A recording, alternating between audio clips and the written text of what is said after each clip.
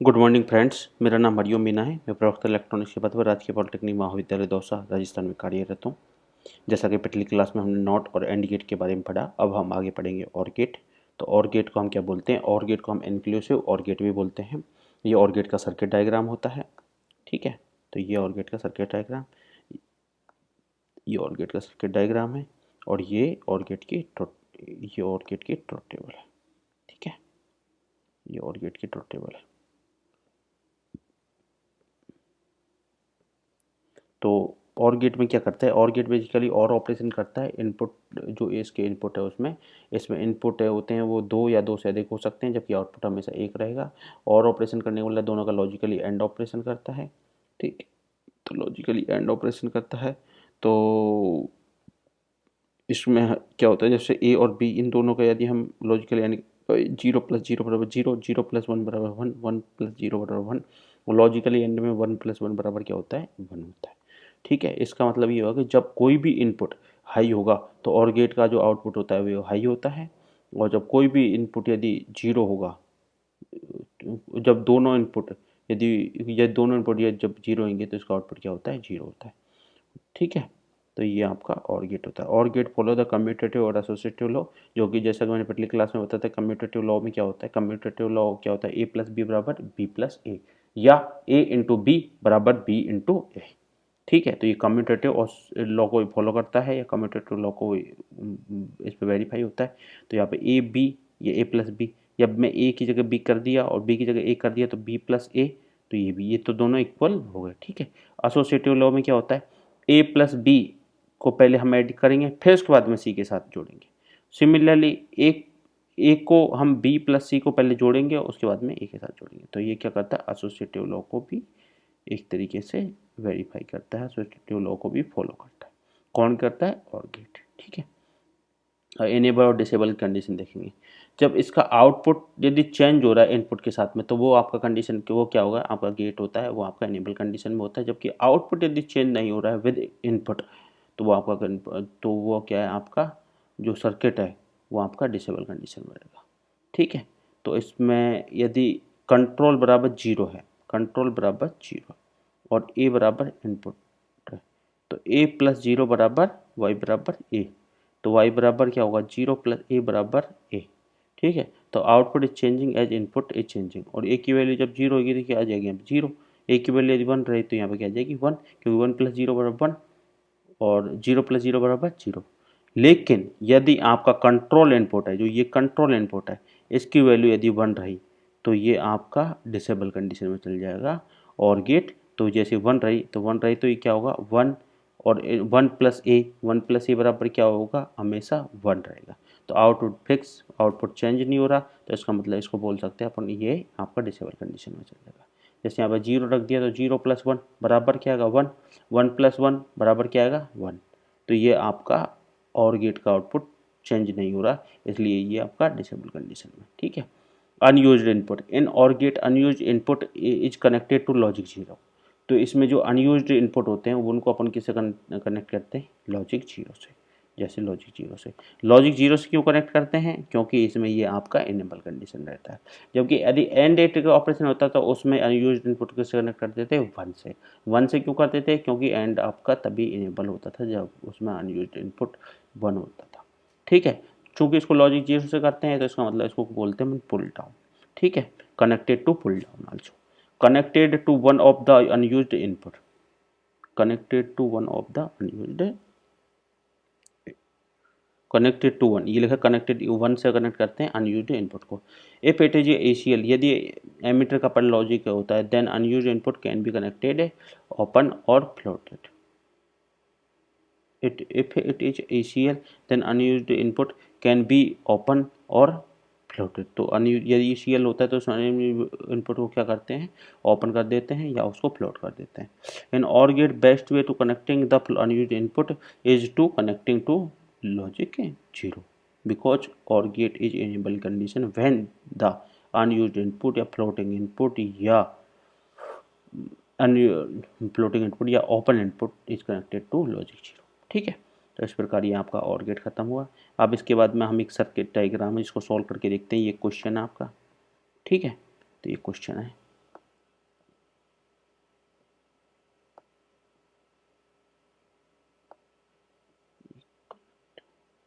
ठीक है, ये आपका एक क्वेश्चन है। तो इस क्वेश्चन को देखते हैं, ये क्वेश्चन, ठीक है। ए बी, ये क्या है आपका एंड गेट, ये कौन सा गेट है, और गेट है, ये कौन सा है आपका नॉट गेट। ये तीन गेट मैंने पढ़ा दिए, इनकी सहायता से सॉल्व करेंगे। ए बी, तो ये एंड क्या करके ए बी आ जाएगा यहाँ पे। अब इसके बाद में आपके जब ये एंड गेट, जब इनको काट दो बनाया, ठीक है, इसको कट कर दो, फ्लोट लिखा हुआ ना, इसको हटा देना। इसको आप ये समझना, इसके इनपुट क्या दे रखे हैं, 1 1 दे रखे हैं। 1 1, तो इसका क्या आएगा आउटपुट 1, तो 1 plus A B, 1 plus A B आ जाएगा। 1 के साथ मेरी कोई भी चीज़ ऐड होती है तो अपन ने जैसे उसमें पढ़ा था बुलियन अलजेब्रा में, तो 1 प्लस समथिंग तो इक्वल टू 1, ठीक है। तो ये क्या आ जाएगा 1, और 1 का नोट क्या कर क्या आएगा 0, ठीक है। तो इसका आंसर हो जाएगा 0। जैसे आपके अब ऑब्जेक्टिव पेपर आएंगे, ऑब्जेक्टिव पेपर में जैसे ये क्वेश्चन आएगा, उसमें सर्किट डायग्राम बना दिया और उसके आउटपुट बोल दिया कि वाई बराबर फाइंड आउट करो। तो वाई बराबर फाइंड आउट करो, तो एक ऑप्शन 0, ये 1, ये ए बी बराबर, तो उसको सॉल्व करने के लिए आपको इस टाइप से सॉल्व करना पड़ेगा। सिमिलरली एक क्वेश्चन और दे रहे हैं, उसको देखो। तो ये एक नेक्स्ट क्वेश्चन है आपका, इसमें भी आपको A B C D 4 option दिए और आपको फाइंड आउट करना है आउटपुट क्या आएगा। तो ए बी एंड हुआ तो ए बी आ जाएगा, 0 0 का एंड हुआ तो 0 आ जाएगा, 0 प्लस ए बी, तो ये क्या आ जाएगा ए बी पे नोट करेंगे तो क्या आ जाएगा ए बी बार, तो इसका ऑप्शन क्या आ जाएगा डी इज करेक्ट ऑप्शन, ठीक है। तो इस प्रकार से आपका ये और ऑपरेशन और गेट भी खत्म हुआ। अब इसके पास में अपन क्या करते हैं, नैंड गेट पढ़ते हैं। नैंड गेट क्या होता है, नैंड गेट बेसिकली होता है नॉट गेट और एंड गेट होते हैं, उन दोनों को मिला के अपन बनाते हैं नैंड गेट। तो इसमें आप देखो, तो इसमें अपन ने क्या करा, ये समझने के लिए थोड़ा सा, वैसे बनाना आपको यही सर्किट डायग्राम है जो ये बना हुआ है, लेकिन मैं आपको बताता हूँ, ये आपका हो गया,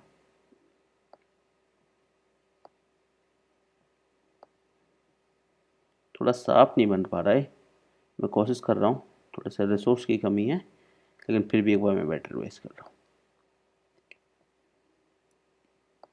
ये हो गया आपका एंड गेट, और ये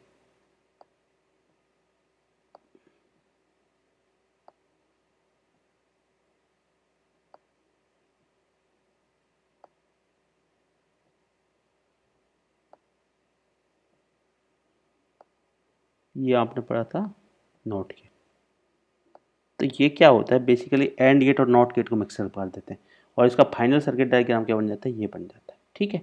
तो यहाँ पे जैसे ए और बी इनपुट, तो यहाँ पे क्या आ जाएगा ए बी, और नॉट होकर क्या आ जाएगा ए बी बार।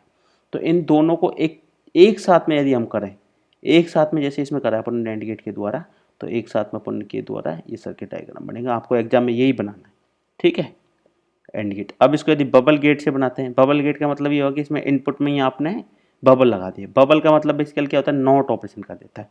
तो इसमें आपने बबल और गेट की सहायता से बना सकते हैं।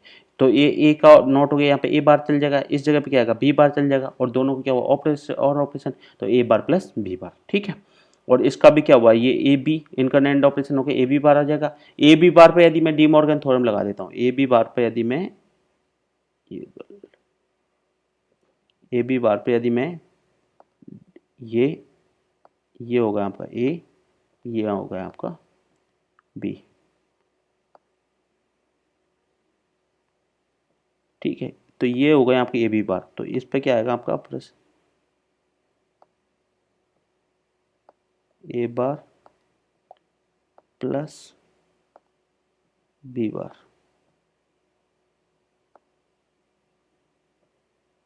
तो ये क्या हो गया आपका ए बी बार बराबर ये, ठीक है। तो आप इसको क्या बोल सकते हो, ये डी मॉर्गन थ्योरम हो गया। तो डी मॉर्गन थ्योरम से ए बार बी बार, और ये बबल और गेट्स के द्वारा मैं बनाया, तो इसका भी आउटपुट क्या आ रहा है ए बार बी बार। ए बार बी प्लस बी बार बराबर ए बी बार, ये इक्वली होता है, ठीक है। तो अब इसके बाद में मैं बनाऊंगा इसकी नेक्स्ट ट्रुथ टेबल। तो ट्रुथ टेबल ये देखो आप इधर की साइड में, तो ए और बी की वैल्यू जब 0 0 है, 0 0, तो 0 0 बराबर मल्टीप्लाई बाय 0, और 0 मल्टीप्लाई का नॉट ऑपरेशन, नॉट ऑपरेशन होगा क्योंकि ये तो हो गया एंड ऑपरेशन, और नॉट हुआ तो नॉट होने के बाद में क्या आ जाएगा, ये 1 हो जाएगा, ठीक है। 0 1 का इसमें मल्टीप्लाई करेंगे 0, और 0 को क्या हो जाएगा 1। सिमिलर 1 0 का भी आउटपुट क्या आएगा 1, 1 1 का भी क्या आएगा 1 1 1, और 1 का तो कॉम्प्लीमेंट 0, ठीक है। तो when both the input are high, यदि जब दोनों इनपुट हाई होंगे तो आउटपुट आपका क्या आ जाएगा लो। जब बोथ द इनपुट आर जब both the input are high, मतलब 1 1, तो ये आपका आउटपुट क्या आ जाएगा 0, और अदरवाइज कोई भी कंडीशन हो तो उसमें आपका आउटपुट आएगा 1। ठीक है, तो अब अपन आगे नेक्स्ट करते हैं सॉल्व ये। तो अब ये NAND गेट कब डिसेबल कंडीशन में होगा, कब इनेबल कंडीशन में होगा, जब इसकी वैल्यू 0 रहेगी। 0 रहेगी तो 0 मल्टीप्लाई बाई समथिंग एनीथिंग, तो आउटपुट इज इक्वल टू 1, तो इसमें ये क्या होगा डिसेबल। और जब ये 1 रहेगा तो ये क्या होगा, जब इनपुट इज मल्टीप्लाई बाई 1 तो ये आउटपुट क्या आ जाएगा आपको, जो इनपुट होगा दूसरा वाला उसके साथ में जो वैल्यू रहेगी, जैसे a मल्टीप्लाई बाई 1 तो ये क्या आएगा आपका आंसर a बार आएगा। ठीक है, तो NAND gate follow the commutative law but not follow the associative law, ये चीज़ ध्यान रखनी है, ये एसोसिएटिव लॉ को फॉलो नहीं करता। ठीक है, ये इंपॉर्टेंट है, एसोसिएटिव लॉ को फॉलो नहीं करता। ना तो NAND गेट करता है ना NOR गेट करता है। The only two gate not follow the associative law, एक तो यूनिवर्सल गेट, मतलब यूनिवर्सल गेट कोई सा भी हो वो आपके एसोसिएटिव लॉ को फॉलो नहीं करते। ठीक है, जो मैंने पहले पढ़ा दिए थे वही वाले। Unused input in the NAND gate can be connected similar to the unused input in AND gate. AND gate में जैसे आपकी उसमें करते थे उसको 1 से कनेक्ट करते थे, उसी सिमिलरली NAND गेट में भी 1 से कनेक्ट करते हैं। तो इसमें अनयूज्ड इनपुट ये भी तो यूज्ड हो गई, अब ये अनयूज्ड इनपुट अनयूज्ड स्टेट है, इसका कुछ मेंशन नहीं कर रखा, तो ये किससे कनेक्ट कर दिया आपने, इसको कनेक्ट कर दिया आपने 1 से। ठीक है, ठीक है, तो आज की क्लास में इतना ही। अब नेक्स्ट क्लास में अपन NOR गेट के बारे में अध्ययन करेंगे। ठीक है, थैंक यू।